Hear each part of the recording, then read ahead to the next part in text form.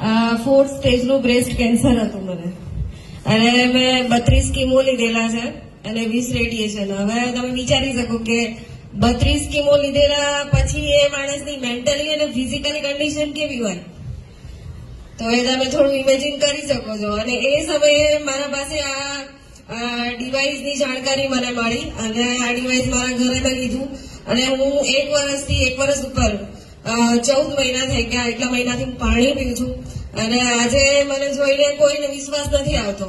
મારે ફોટો રાખવો પડે છે જોડે કે હું પોતે એક કેન્સર પેશન્ટ રહી ચૂકી છું. મારે બતાવવું પડે કે લોકો બિલીવ નહીં કરતા. આજે હું તમારી સામે છું કે 4th સ્ટેજના બ્રેસ્ટ કેન્સર પછી બી આજે મારે કોઈ જ પ્રકારની ગોળી હું નથી પીતી. નહીતર તમે જોયું હશે કે કેન્સર પેશન્ટને એક ગોળી ચાલુ છે, લાઈફ ટાઈમ લેવી જ પડે. પણ હાલ મારે કોઈ જ મારા બોડીમાં કોઈ પ્રોબ્લેમ નથી અને હાલ હું કોઈ મેડિસિન ખાતી નથી. વાવ મેડમ.